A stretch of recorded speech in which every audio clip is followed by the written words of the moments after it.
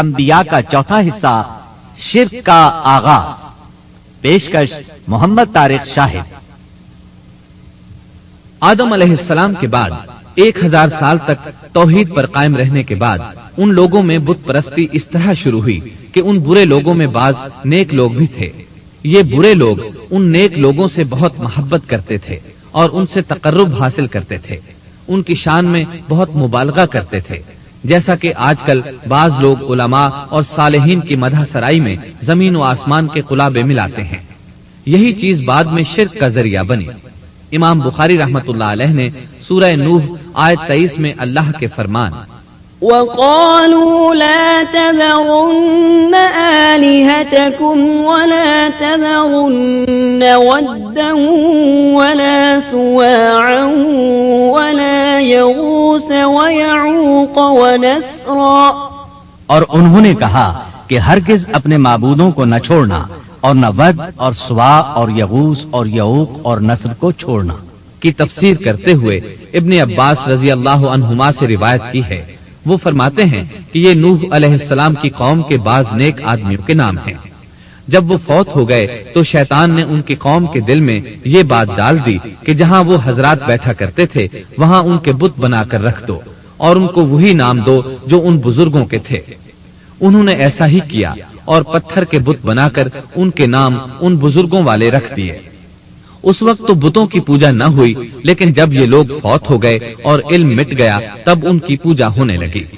ابن عباس رضی اللہ عنہما فرماتے ہیں نوح علیہ السلام کی قوم کے یہی بت بعد میں عرب میں پوجے گئے، اور اللہ تعالیٰ کے فرمان وَقَالُوا لَا تَذَرُنَّ آلِهَتَكُمْ وَلَا تَذَرُنَّ وَدًّا وَلَا سُوَاعًا وَلَا يَغُوثَ وَيَعُوقَ وَنَسْرًا کا یہی مطلب ہے، یعنی ان نیک بزرگوں کے بت بنا لیے گئے اور آہستہ آہستہ ان کی پوجا شروع کر دی گئی، اور سب لوگوں نے ایک اللہ کی عبادت سے انکار کر دیا۔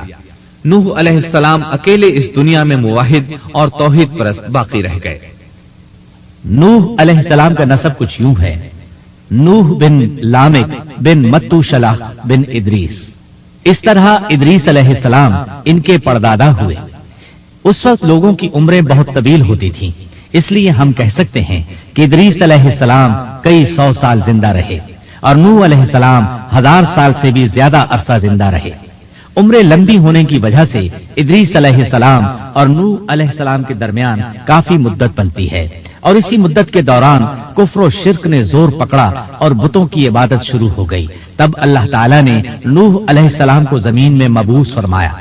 ابن عباس رضی اللہ عنہما سے روایت ہے کہ نبی صلی اللہ علیہ وسلم نے فرمایا آدم علیہ السلام اور نوح علیہ السلام کے درمیان 10 قرن تھے۔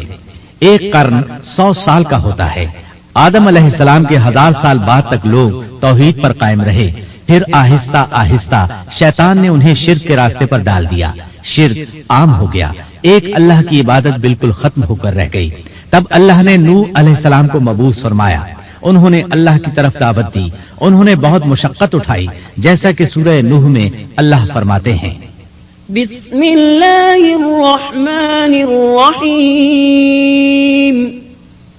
اِنَّا أَرْسَلْنَا نُوحًا إِلَىٰ قَوْمِهِ أَنْ أَنذِرْ قَوْمَكَ مِنْ قَبْلِ أَنْ يَأْتِيَهُمْ عَذَابٌ أَلِيمٌ قَالَ يَا قَوْمِ إِنِّي لَكُمْ نَذِيرٌ مُبِينٌ أَنِ اعْبُدُوا اللَّهَ وَاتَّقُوهُ وَأَطِيعُونِ يغفر لكم من ذنوبكم ويؤخركم إلى أجل مسمى إن أجل الله إذا جاء لا يؤخر لو كنتم تعلمون۔ اللہ تعالیٰ بخشش اور رحم کرنے والے کے نام سے شروع کرتا ہوں۔ یقیناً ہم نے نوح کو ان کی قوم کی طرف بھیجا کہ اپنی قوم کو ڈراؤ اور خبردار کر دو، اس سے پہلے کہ ان کے پاس دردناک عذاب آ جائے۔ نوح نے کہا اے میری قوم میں تمہیں صاف صاف ڈرانے والا ہوں کہ تم اللہ کی عبادت کرو اور اس سے ڈرا کرو اور میرا کہنا مانو تو وہ تمہارے گناہ بخش دے گا اور تمہیں ایک وقت مقررہ تک چھوڑ دے گا. یقیناً اللہ کا وعدہ جب آ جاتا ہے تو موقوف نہیں ہوتا. کاش تمہیں سمجھ ہوتی. نوح علیہ السلام تبلیغ کے سلسلے میں سخت محنت کرتے. دن رات لوگوں کے گھروں اور ان کے اجتماعات میں جا جا کر انہیں دعوت دیتے. آپ انہیں اعلانیہ اور پوشیدہ طور پر دعوت دیتے. یہاں تک کہ دعوت دیتے دیتے انہیں 950 سال گزر گئے لیکن سوائے چند لوگوں کے کوئی ایمان نہ لایا. تب انہوں نے اللہ سے دعا کی اے میرے اللہ میں نے اپنی قوم کو دن رات تیری طرف بلایا لیکن میرے بلانے سے یہ اور زیادہ بھاگنے لگے. انہوں نے اپنے کانوں میں انگلیاں ٹھونس لیں, اپنے اوپر کپڑے اوڑھ لیے اور کہنے لگے ہم تیری شکل دیکھنا نہیں چاہتے. میرے اللہ یہ لوگ تیری باتیں سننا پسند نہیں کرتے.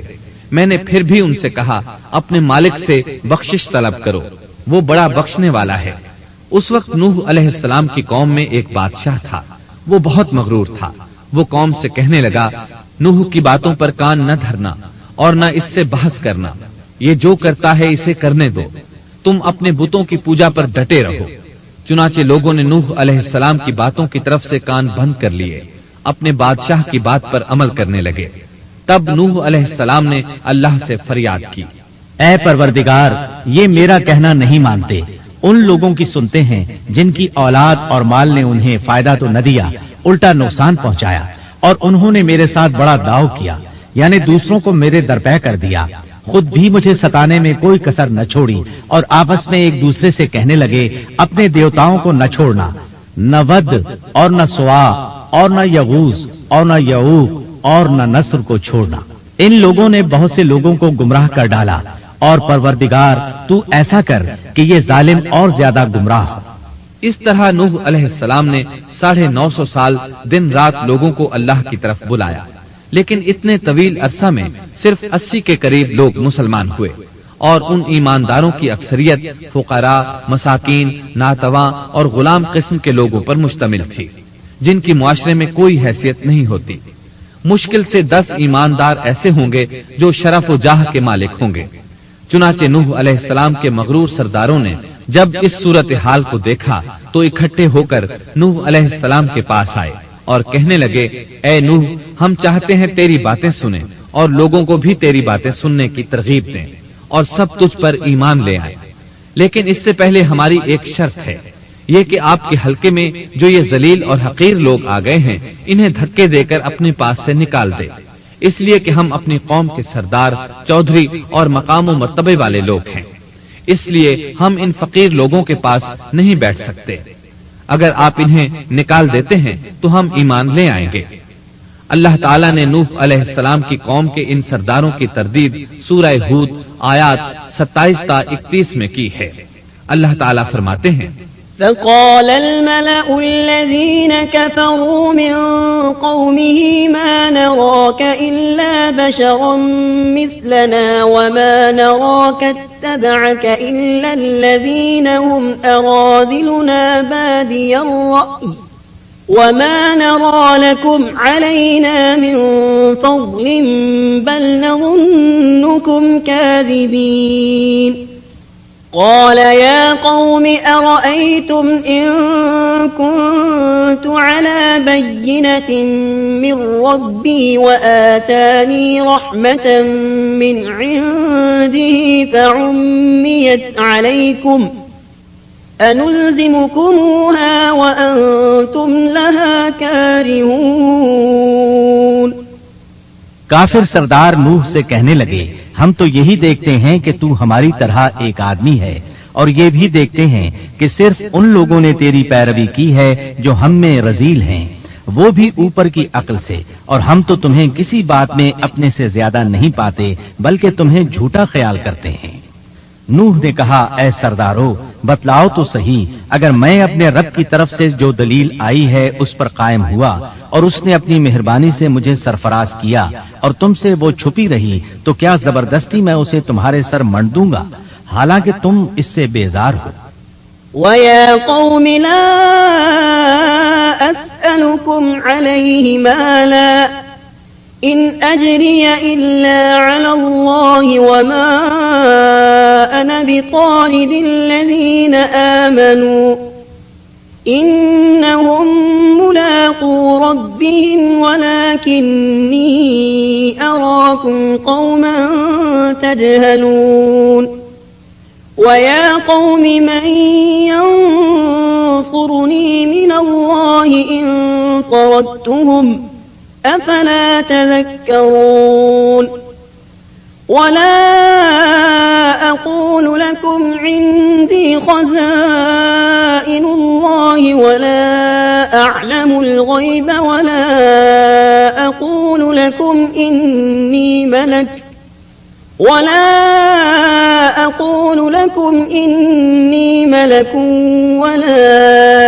أقول للذين تزدري أعينكم لن يؤتيهم الله خيرا الله أعلم بما في أنفسهم إني إذا لمن الظالمين. میری قوم والو، میں تم سے اس پر کوئی مال نہیں مانگتا. میرا ثواب تو صرف اللہ تعالیٰ کے ہاں ہے. نہ میں ایمانداروں کو اپنے پاس سے نکال سکتا ہوں، انہیں اپنے رب سے ملنا ہے. لیکن میں دیکھتا ہوں کہ تم لوگ جہالت کی بات کر رہے ہو. میری قوم کے لوگوں، اگر میں ان مومنوں کو اپنے پاس سے نکال دوں تو اللہ کے مقابلے میں میری مدد کون کر سکتا ہے؟ کیا تم کچھ بھی غور و فکر نہیں کرتے؟ میں تم سے یہ نہیں کہتا کہ میرے پاس اللہ کے خزانے ہیں اور میں غیب کا علم بھی نہیں رکھتا. نہ میں یہ کہتا ہوں کہ میں کوئی فرشتہ ہوں. نہ میرا یہ قول ہے کہ جن پر تمہاری نگاہیں ذلت سے پڑ رہی ہیں اللہ تعالیٰ انہیں کوئی نعمت دے گا ہی نہیں. ان کے دل میں جو ہے اللہ اسے بخوبی جانتا ہے. اگر میں ایسی بات کہوں تو یقیناً میرا شمار ظالموں میں سے ہوگا. اس پر نوح علیہ السلام کی قوم اور اکڑ گئی اور وہ کہنے لگے، اے نوح بس بہت ہو گیا، تو نے ہمیں بہت ڈرا دھمکا دیا. اب اگر تو سچا ہے تو جس چیز کا وعدہ تو ہم سے کرتا تھا اس کو لے آ.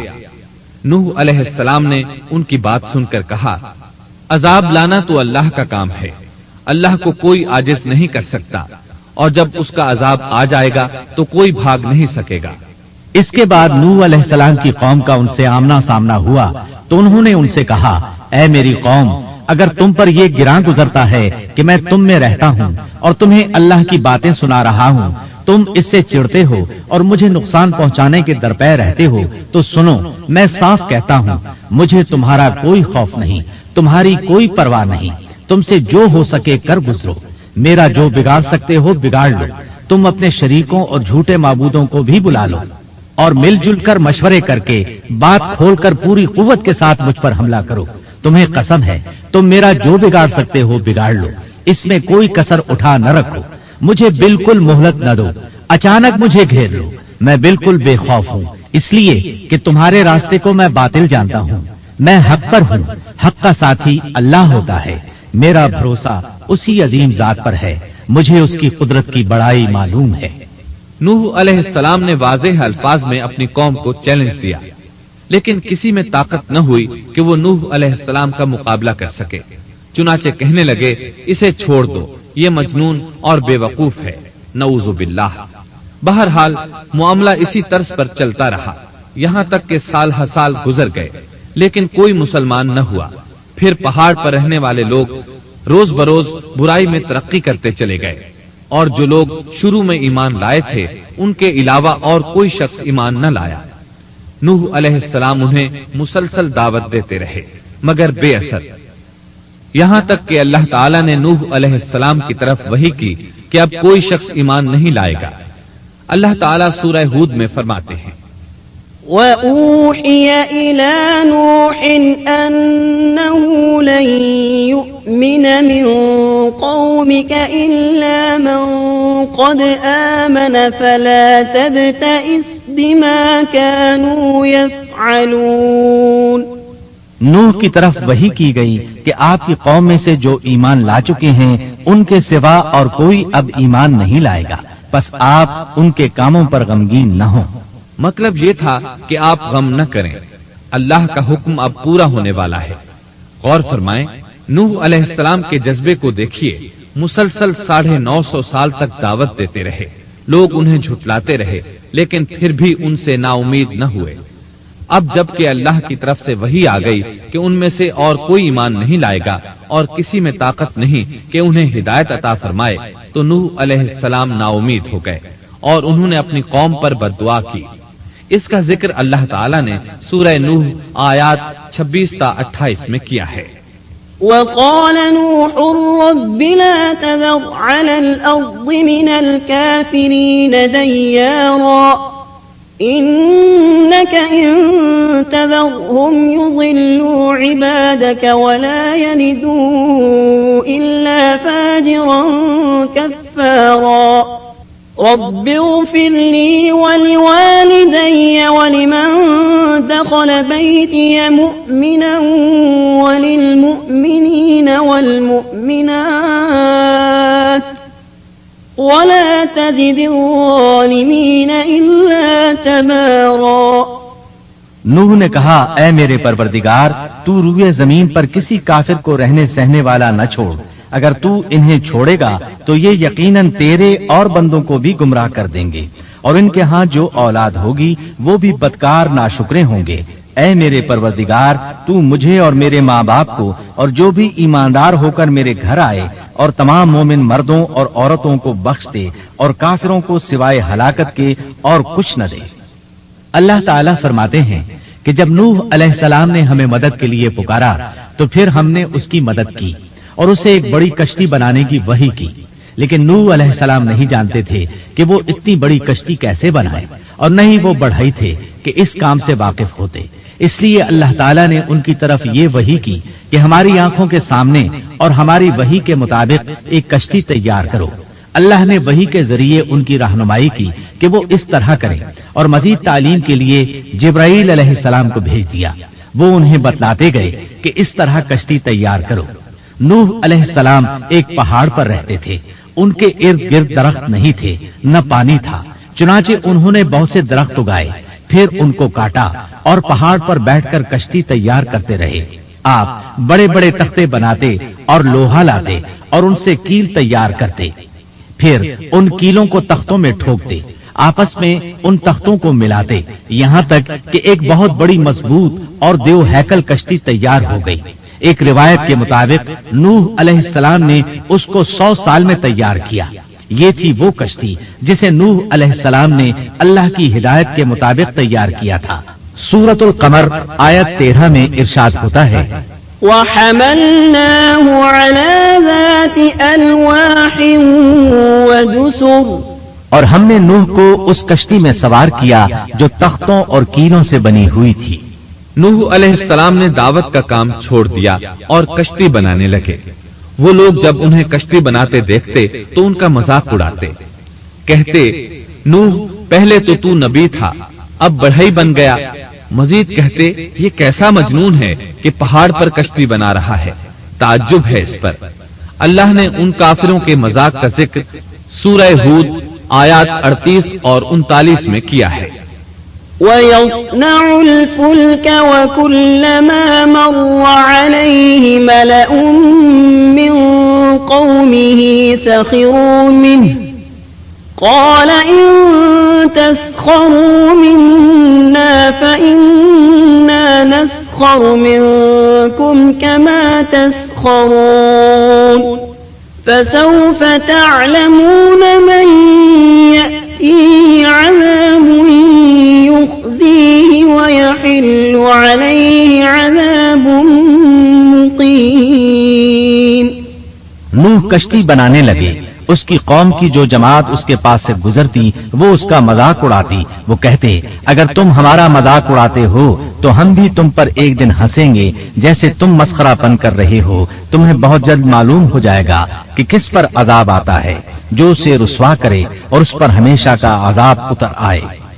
اس کشتی کا حلیہ ابن عباس رضی اللہ عنہما سے ایک روایت میں یوں آیا ہے.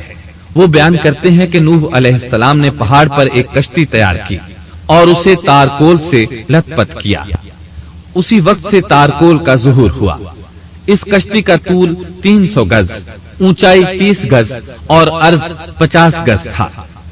ایک اندازے کے مطابق اس کا طول 1 کلومیٹر سے زیادہ تھا اور اس کی بلندی اور گہرائی کے بارے میں کہا گیا ہے کہ 30 ہاتھ تھی، اور یہ کشتی عام کشتیوں کی طرح اوپر سے کھلی ہوئی نہیں تھی، بلکہ جس طرح اس کو نیچے سے بند کیا گیا تھا اسی طرح اوپر سے بھی بند کیا گیا تھا، تاکہ اوپر سے جو بارش برسے وہ انہیں نقصان نہ دے، اور جس طرح نیچے والے غرق ہونے سے محفوظ رہیں اسی طرح اوپر والے بھی محفوظ رہیں۔ گویا وہ ایک گیند کی مانند تھی۔ اس میں الگ الگ 3 درجے بنائے گئے تھے، ہر درجے میں ایک دروازہ تھا، اور یہ 3 دروازے اس طرح تھے کہ ہر دروازے کے اوپر ایک دروازہ تھا۔ یہ اس کشتی کا حلیہ تھا جس کے راوی ابن عباس رضی اللہ عنہما ہیں۔ یہ کشتی آج بھی موجود ہے۔ اللہ تعالیٰ نے اس کشتی کو بطور عبرت اور نشانی کے باقی رکھا ہے، جیسا کہ اللہ تعالیٰ فرماتے ہیں وَلَقَدْ تَرَكْنَاهَا آيَةً فَهَلْ مِن مُدَّكِرٍ، اور بے شک ہم نے اس واقعے کو نشانی بنا کر باقی رکھا، پس ہے کوئی نصیحت حاصل کرنے والا۔ اس صدی میں علماء کے ایک گروہ نے اس کشتی کو ترکی کے ایک پہاڑ پر پا لیا ہے۔ اب وہ 2 ٹکڑوں میں تقسیم ہو چکی ہے۔ اس کا حلیہ وہی تھا جو بیان ہوا۔ اللہ کا فرمان سچا ثابت ہو گیا کہ ہم نے اس کو نشانی بنا کر باقی رکھا ہے۔ اس کے بعد طوفان آیا۔ اللہ تعالیٰ نے نوح علیہ السلام کو اس طوفان کے ظہور کی ایک نشانی اور علامت بتلائی تھی۔ نوح علیہ السلام کے گھر میں ایک تنور تھا۔ اللہ نے فرمایا جب یہ تنور جوش مارنے لگے اور پانی اس سے ابلنے لگے تو سمجھ لینا اللہ کا وعدہ آ گیا۔ چنانچہ اس وقت مومنوں کو اور اپنے اہل و عیال کو اور زمین پر بسنے والے تمام جانوروں کا جوڑا جوڑا اس کشتی میں سوار کر لینا۔ تنور سے کیا مراد ہے، اس کے متعلق مفسرین میں اختلاف ہے۔ بعض کہتے ہیں کہ اس سے مراد ایک چشمہ ہے جو زمین سے نکلتا ہے، لیکن راجح روایات کے مطابق اس سے مراد معروف تنور ہے جس میں آگ جلا کر روٹیاں پکائی جاتی ہیں۔ یہ تنور نوح علیہ السلام کے گھر میں تھا، اور اسی کو اللہ نے طوفان کے آنے کی علامت بتایا اور فرمایا کہ جب یہ پھوٹ پڑے اس وقت ہر چیز کا جوڑا جوڑا کشتی پر سوار کر لینا۔ اللہ تعالیٰ سورہ ہود آیت 40 میں فرماتے ہیں حتى إذا جاء أمرنا وفارت النور قل نحمل فيها من كل زوجين 2 وأهلك إلا من سبق عليه القول وما آمن معه إلا قليل۔ یہاں تک کہ جب ہمارا حکم آ پہنچا اور تنور ابلنے لگا، ہم نے کہا اس کشتی میں ہر قسم کے جوڑے دوہرے سوار کر لے، اور اپنے گھر کے لوگوں کو بھی سوائے ان کے جن پر پہلے سے بات پڑ چکی ہے، اور سب ایمان والوں کو بھی۔ اس کے ساتھ ایمان لانے والے بہت ہی کم تھے۔ کشتی میں سوار ہونے والوں کی تعداد 80 بتائی جاتی ہے۔ چنانچہ جب تنور جوش مارنے لگا تو نوح علیہ السلام کشتی میں سوار ہو گئے۔ کشتی ان کی بستی میں لوگوں سے دور پہاڑ پر تھی۔ اللہ کی قدرت کہ تمام قسم کے جانور بھی کشتی کے پاس آ گئے۔ نوح علیہ السلام نے انہیں بھی سوار کر لیا۔ اللہ تعالیٰ سورۃ القمر آیات 11 اور 12 میں فرماتے ہیں ففتحنا أبواب السماء بماء منهمر وفجرنا الأرض عيونا فالتقى الماء على أمر قد قدر۔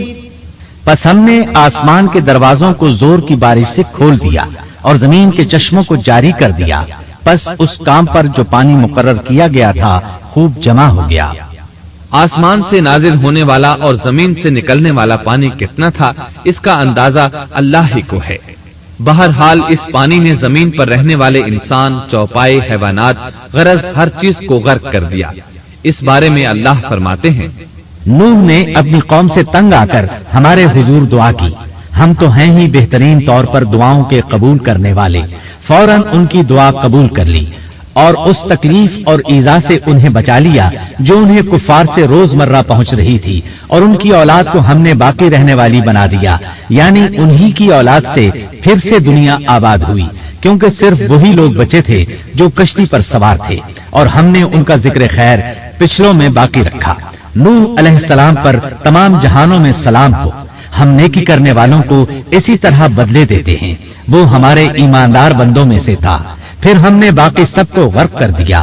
اللہ مزید فرماتے ہیں، جب پانی میں طغیانی آ گئی تو اس وقت ہم نے تمہیں کشتی میں چڑھا لیا تاکہ اس کو تمہارے لیے نصیحت اور یادگار بنا دیں، تاکہ یاد رکھنے والے کان اس کو یاد رکھیں۔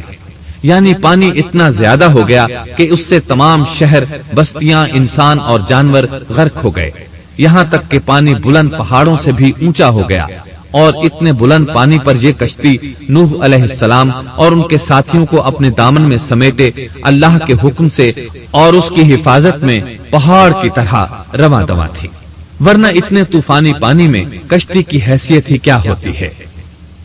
نوح علیہ السلام کشتی میں سوار ہوئے اور انہوں نے اپنے ساتھیوں کو حکم دیا کہ وہ یہ دعا پڑھیں، بسم اللہ مجریہا ومرساہا ان ربی لغفور رحیم۔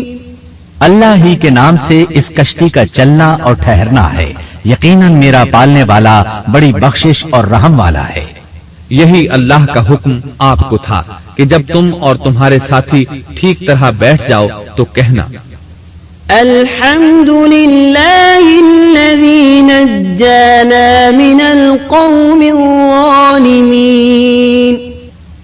وقل رب انزلنی منزلا مبارکا وانت خیر المنزلین۔ سب تعریف اللہ ہی کے لیے ہے جس نے ہمیں ظالم لوگوں سے نجات عطا فرمائی، اور کہنا کہ اے میرے رب مجھے بابرکت اتارنا اور تو ہی بہتر اتارنے والا ہے۔ اللہ تعالیٰ نوح علیہ السلام کو نصیحت کر رہے ہیں کہ اللہ آپ کو اور آپ کے اہل کو نجات عطا فرمائیں گے۔ کشتی میں نوح علیہ السلام کے کافر بیٹے کے علاوہ تمام گھر والے سوار تھے۔ آپ کے کافر بیٹے کا نام کنعان تھا، وہ ایک طرف کھڑا تھا۔ نوح علیہ السلام نے اسے پکارا، میرے بیٹے اس کشتی میں آ جا اور کافروں کا ساتھی نہ بن، لیکن اس بدبخت نے کہا، میں ابھی کسی پہاڑ کی چوٹی پر پناہ لے لوں گا جو مجھے اس پانی سے بچائے گی۔ نوح علیہ السلام نے کہا، آج اللہ کے حکم سے کوئی بچانے والا نہیں مگر وہی جس پر اللہ رحم کرے۔ باپ اور بیٹے کے درمیان یہ گفتگو جاری تھی کہ ایک طوفانی موج نے اسے اپنی زد میں لے لیا اور اسے غرق کر دیا۔ نوح علیہ السلام سے اللہ نے وعدہ کر رکھا تھا کہ اللہ تعالیٰ اس کے اہل کو نجات عطا فرمائے گا، چنانچہ جب آپ کی آنکھوں کے سامنے آپ کا بیٹا غرق ہو گیا تو وہ پکار اٹھے، اے اللہ میرا بیٹا میرے گھر والوں میں سے تھا اور تو نے مجھ سے وعدہ کیا تھا کہ میرے گھر والوں کو نجات عطا فرمائے گا، اور تو تمام حاکموں سے بہتر حاکم ہے، لہذا ناممکن ہے کہ تیرا وعدہ پورا نہ ہو۔ واضح ہو کہ نوح علیہ السلام کا اپنے بیٹے کے بارے میں بات کرنا بطور استفسار تھا، بطور بحث نہیں تھا۔ آپ وضاحت چاہتے تھے۔ اللہ تعالیٰ نے فرمایا، اے نوح وہ تیرے اہل سے نہیں تھا کیونکہ وہ کافر تھا۔ کفر نسب کو ختم کر دیتا ہے۔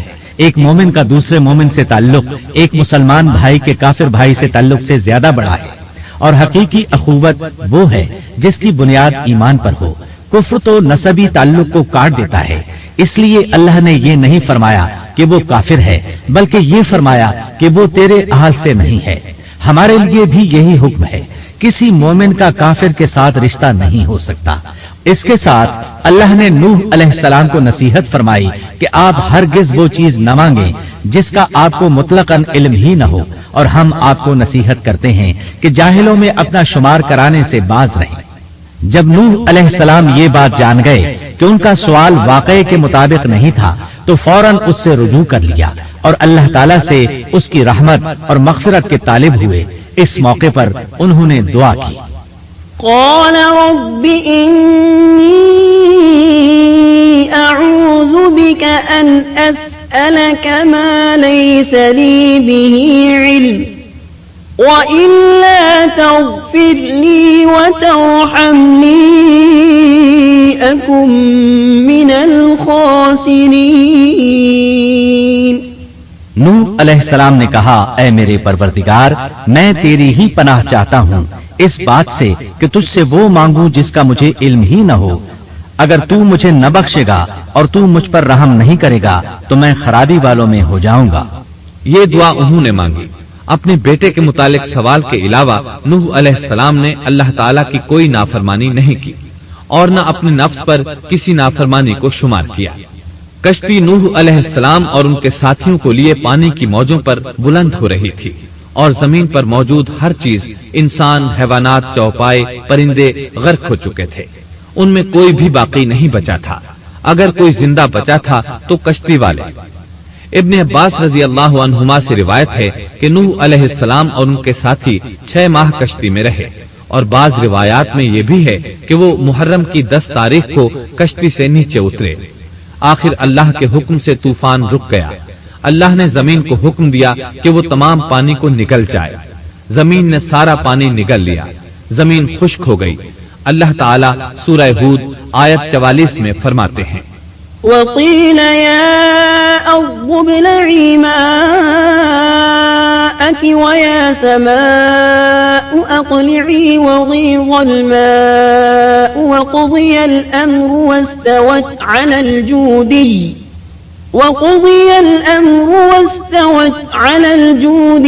وقيل بعدا للقوم الظالمين۔ اور فرما دیا گیا کہ اے زمین اپنے پانی کو نگل جا اور اے آسمان بس کر تھم جا۔ اسی وقت پانی سکھا دیا گیا اور کام پورا کر دیا گیا، اور کشتی جودی نامی پہاڑ پر جا ٹھہری، اور فرما دیا گیا کہ ظالم لوگ اللہ کی رحمت سے دور ہیں۔ کشتی جودی پہاڑ پر جا کر ٹھہر گئی۔ اب انہیں حکم ہوا کہ سلامتی کے ساتھ کشتی سے اتر آئے۔ آپ پر بھی برکت نازل ہوگی اور ان قوموں پر بھی جو آئندہ آپ کی نسل سے پیدا ہوں گی، اور آپ کی نسل میں سے کچھ لوگ ایسے بھی ہوں گے جنہیں ہم فائدہ تو ضرور پہنچائیں گے، پھر انہیں ہماری طرف سے دردناک عذاب پہنچے گا۔ بہت سی روایات میں یہ بات مذکور ہے کہ نوح علیہ السلام ایک لمبی مدت یعنی 6 ماہ کشتی میں طوفان تھم جانے کا انتظار کرتے رہے۔ آپ نے طوفان کے حالات معلوم کرنے کے لیے ایک کبوتر بھیجا جو واپس آ گیا۔ اسے پاؤں رکھنے کو جگہ نہ ملی۔ اسے دوبارہ بھیجا گیا تو وہ پھر واپس آ گیا۔ چند دن بعد اسے پھر بھیجا گیا تو وہ اپنی چونچ میں زیتون کی ایک ٹہنی لیے ہوئے تھا۔ اس سے نوح علیہ السلام نے معلوم کر لیا کہ پانی زمین سے کچھ ہی اونچا رہ گیا ہے اور درخت وغیرہ اگ چکے ہیں۔ کچھ دن بعد اسے پھر بھیجا گیا۔ اس مرتبہ وہ واپس لوٹا تو اس کے پاؤں خاک آلود تھے۔ نوح علیہ السلام نے سمجھ لیا کہ طوفان رک گیا اور زمین خشک ہو چکی ہے۔ سیرت کی کتب میں یہ واقعہ موجود ہے۔ اسی کی بنیاد پر سیرت نگاروں کا کہنا ہے کہ کبوتر کا آنا سلامتی کی علامت تھا، اور اس کی چونچ میں زیتون کی ٹہنی نوح علیہ السلام کی بادشاہت کی طرف اشارہ تھا۔ اس طرح نوح علیہ السلام زمین پر اتر آئے۔ اس وقت اولاد آدم میں سے کوئی انسان سوائے ان لوگوں کے زندہ نہیں بچا تھا۔ جزیرہ عرب، فلسطین اور ان کے ارد گرد کا علاقہ غرق ہونے سے محفوظ رہا۔ ان کے علاوہ تمام زمین غرق ہوئی تھی۔ سب کے سب طوفان کی نظر ہو گئے۔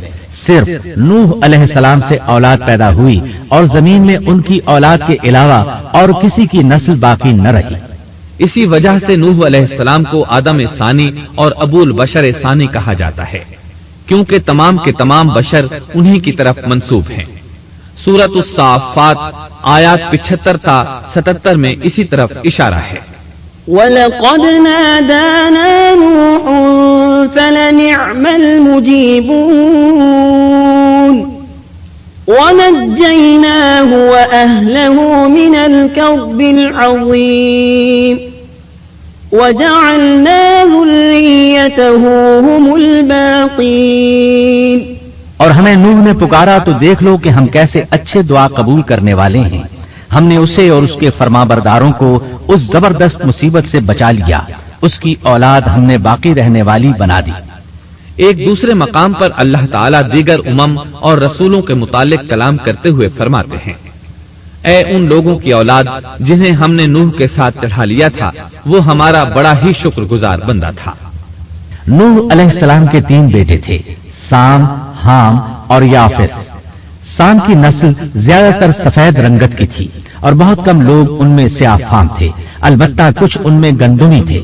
حام کی اولاد کی اکثریت سیاہ فام تھی، ان میں بہت کم لوگ سفید رنگ کے تھے، اور یافس کی اولاد سرخی مائل رنگ کی تھی۔